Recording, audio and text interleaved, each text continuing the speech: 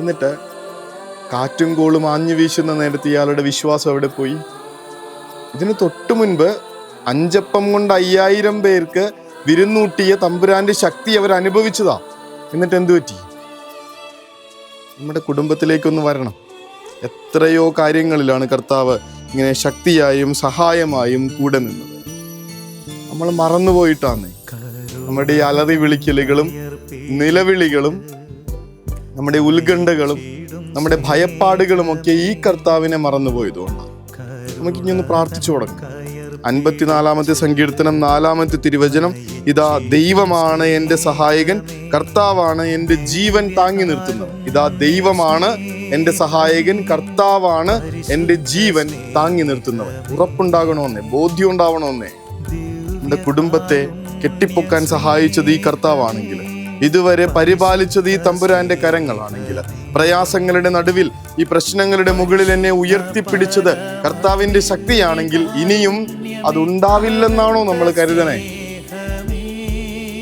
നിന്റെ പേര് ഞാൻ എൻ്റെ ഉള്ളം കയ്യിൽ രേഖപ്പെടുത്തിയിരിക്കുന്നു എന്ന് പറയണ കർത്താവാ. നിന്റെ കണ്ണീർ കണങ്ങൾ ഞാൻ കുപ്പിയിൽ ശേഖരിച്ചിട്ടുണ്ടെന്ന് പറയണ കർത്താവാ.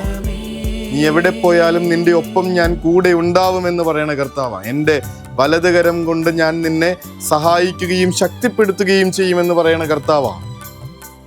അതാ കർത്താവ് ചോദിക്കണേ, അല്പവിശ്വാസി നീ എന്തിനാണ് ഭയപ്പെട്ടത്? നമ്മുടെ കുടുംബത്തിൽ ഒരുപാട് പ്രശ്നങ്ങളുണ്ട്. ഇപ്പൊ നമ്മൾ കടന്നു പോകുന്ന പ്രയാസങ്ങളും ബുദ്ധിമുട്ടുകളും വേദനകളും ഒക്കെ ഉണ്ട്. പക്ഷെ കർത്താവ് നമ്മളോട് ചോദിക്കും, എന്തിനാ നീ ഭയപ്പെടണേ? അല്പവിശ്വാസി നീ എന്തിനാ ഭയപ്പെടണേ?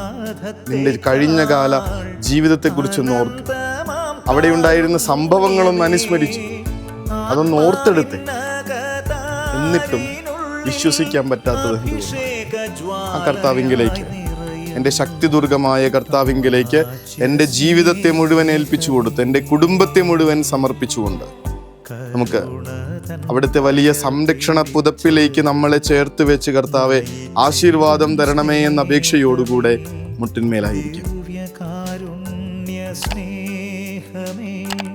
പരിശുദ്ധ സ്നേഹമേ.